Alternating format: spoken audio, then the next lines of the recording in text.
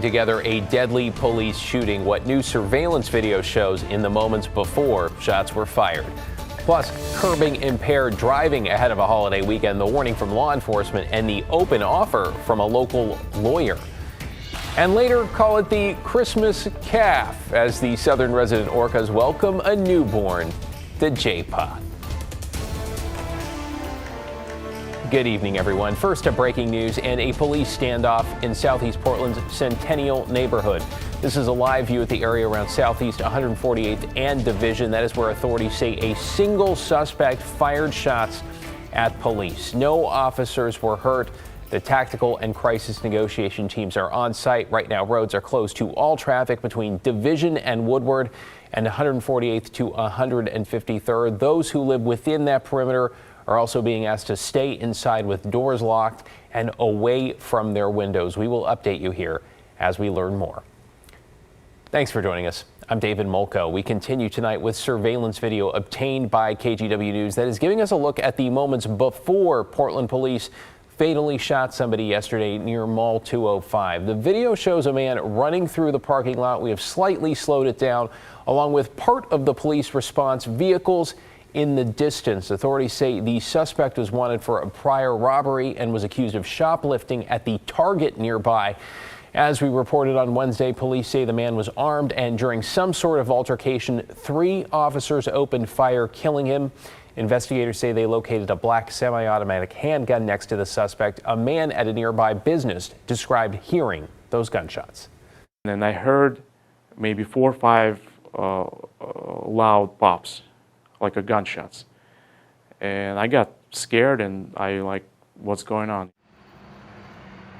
Authorities have not released the name of the person they shot. An internal investigation is ongoing. All 3 officers remain on paid administrative leave, which is standard in cases like this. New tonight, we are following up on 5 fatal crashes over the Christmas holiday weekend in the Rose City, with impairment, police say, a factor in at least 1.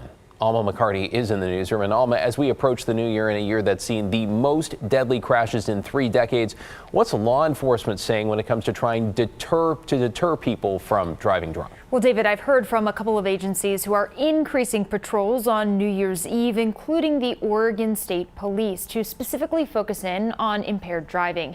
They are urging people to plan ahead and make the right call to avoid what they call preventable crashes. 3, 2, 1. From coast to coast, the countdown to the countdown is on. 2024 mere days away. And as people make plans to celebrate the new year, authorities issue stark warnings after last weekend's series of deadly crashes. It's preventable, and it is very troubling to us. On Christmas Eve, Portland police responded to the first of 5 deadly crashes over 3 days. This one, on North Columbia Boulevard and Oregonian Avenue, claimed the life of an 18-year-old passenger, with the driver, also 18, now charged with manslaughter. We believe that impairment, we believe that speeding were factors in that crash. And while investigating 2 other fatal wrecks, police say suspected drunk drivers drove into both of those scenes. According to court documents, on Southeast 122nd and Powell, one driver nearly hit several officers and crashed into a patrol car. When PPB apprehended her, she apparently got out of her car and said, "I'm sorry, I'm drunk." I no longer go out on New Year's Eve or any holiday that has a lot of big celebrations. Kate Duke with Mothers Against Drunk Driving for the state of Oregon calls this upcoming weekend a risky time to be on the road. When they make that decision to drive themselves after they've been drinking or consuming other substances, they're not thinking about the ramifications that if they have a crash, it may not be them that pays for their choice. Officials encouraging folks to use public transit or ride-sharing apps. TriMet once again offering free rides on New Year's Eve, beginning at 8. Portland has had a record number of traffic deaths this year, many involving alcohol. We don't want people to become a statistic. A local personal injury law firm even offering to reimburse people who take a taxi, Uber, or Lyft. So if you want to ride, get a ride, and have to pay for it, then send in the receipt for us, and we'll pay up to $75 of that receipt. Now, that law firm is capping the number of receipts at 100, but they hope that by doing this, it gets people thinking about their plans before they go out. We'll have details on this and other alternatives on KGW.com. David? Yeah, so important to have a game plan ahead of time. Thank you, Alma. Appreciate that. Let's get you caught up on tonight's other headlines now. The man accused of fatally stabbing another man to death on a MAX train on Christmas Eve harassed another MAX rider on a train less than a year ago. According to court records, 22-year-old Edel Cruz Aragon pleaded guilty to harassing a woman in February after he cornered her in a train and then pushed her on a platform. Cruz Aragon was on probation at the time of the latest attack. He is now charged with murder, set to appear in court next week. Police are asking for help solving a fatal shooting in southeast Portland. Authorities say somebody shot and killed 49-year-old Michael Hart near southeast Main and Water, that's in the Buckman neighborhood, back on December 6th around 2 in the afternoon. Hart also went by the name Nomad, and authorities say he'd been camping in a tent. Investigators say they are interested in a trailer which was moved shortly after the shooting. They say they believe the person associated with this vehicle may have critical information. And power bills for PGE customers will be going up in the new year, an average of 18% for residential customers. State regulators announced the finalized rate increases this week. That means the average single-family home will see their monthly bill jump by about $24. The rate increase, according to PGE, will help pay for system maintenance, upgrades, and rising operational costs. Commercial and industrial customers will see average hikes between 12 and 15%.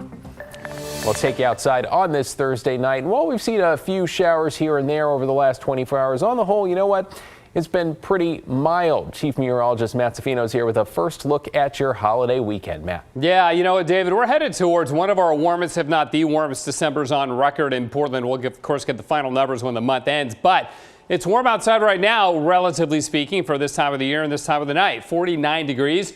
The rain has stopped. The east wind hasn't stopped, but it has lightened up a bit. And you can see on Doppler radar, showers are almost non-existent inland. We got some off the coast, but if we zoom out, most of the rain is off the coast here, and even there it's becoming really quite scattered. So we've got some dry weather on the way for the next 24 hours or so.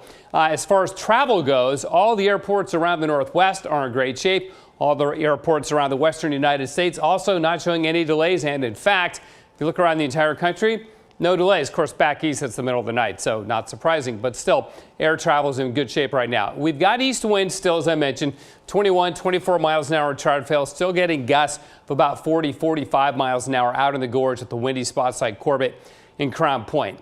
And there are east winds in town, too. You folks in the West Hills, I'm sure you're feeling it. But the east winds are not that strong. They do extend out to the coast, but all in all, it's not going to be a big travel issue for us because the temperatures are so warm. So as far as travel weather goes, looks like this. The mountain passes staying clear, maybe not completely dry, but white and not wet.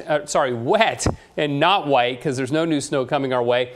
Valley fog, a good possibility Sunday and Monday. I don't think that'll be a major travel problem, but we'll keep you posted on that.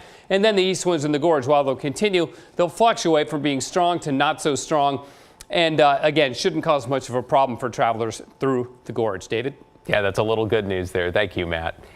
In Eugene, police are investigating after the Eugene Weekly abruptly stopped printing and then laid off its entire staff. That's after discovering it was the victim of embezzlement. Now, the paper did not share the identity of the alleged embezzler. Look at their article there, only saying it was, quote, done by somebody we trusted. The Weekly says the years-long scheme was discovered just days before Christmas after finding out that vendors had been unpaid for months and that payments to staff retirement accounts were being diverted. Now, the paper, you can imagine, is deep in the red. Off the top of my head, we owe the printer, we owe, I don't even know, I would say more than $100,000 at least. Wow, some staff have vowed to keep the paper going. We'll keep you posted. In Moscow, Idaho, the home where 4 University of Idaho students were stabbed to death last year has now been demolished. It had been donated to the university, which decided tearing it down during winter break would have less of an impact on students. Both the prosecution and defense recently had access as the case against murder suspect Brian Koberger proceeds. Prosecutors are pushing for the trial to take place next summer. Developing this evening, 2 men from the Salem area are now safe after their car broke down in Central Oregon's Ochoco Mountains. The Crook County Sheriff's Office says they were stranded overnight Wednesday, and one of the pair walked 3 miles in ice and snow the next day to find cell service and call for help. The men were wet, cold, and dehydrated, but will be okay. If you're going into the woods, if you're going to be traveling, make sure someone knows where you're going, what you're doing, and when you're going to be back, and stick to that plan. If your plan changes, tell somebody, because we didn't know these gentlemen were out there, and no one knew they were out there. Rescuers also advise people to bring extra food, water, and extra communication devices just in case you encounter unexpected issues on the roads.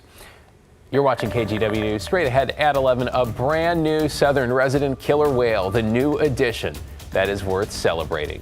Plus, never turn your back on the ocean, the viewer video that shows how waves can just sneak up. But first, let's take a look at your ski report.